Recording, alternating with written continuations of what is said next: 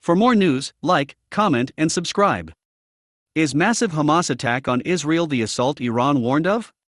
Iran's IRGC head Hossein Salami warned last week that Israel was vulnerable to one large tactical operation because the country is so small.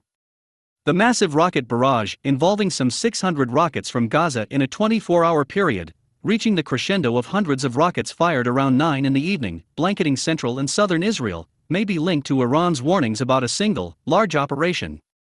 Iran's IRGC head Hossein Salami warned last week that Israel was vulnerable to one large tactical operation because the country is so small.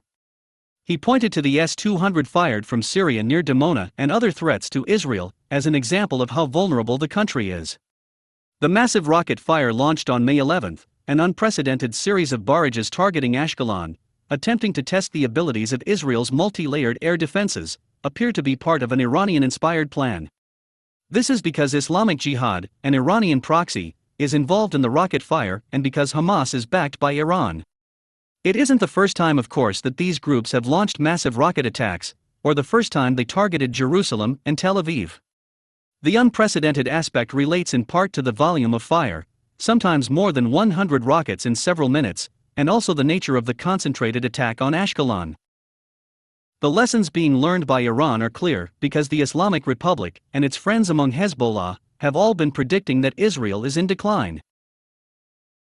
This was what was said clearly by Hassan Nasrallah and Iran's supreme leader.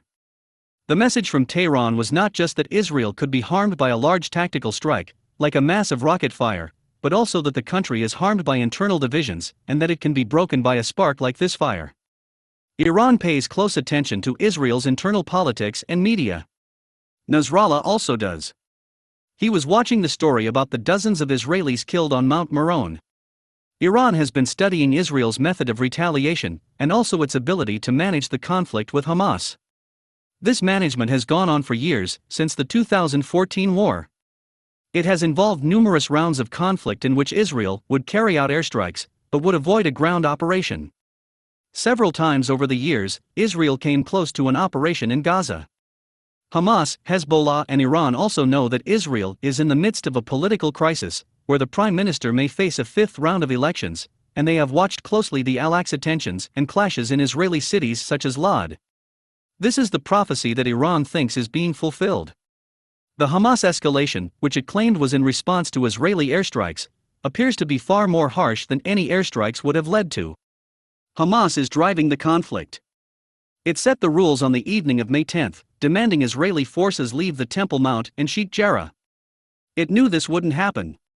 So it then had an excuse to attack. Then it said it would strike at Tel Aviv. If you like this video, hit the notification button for more news. Thank you for watching.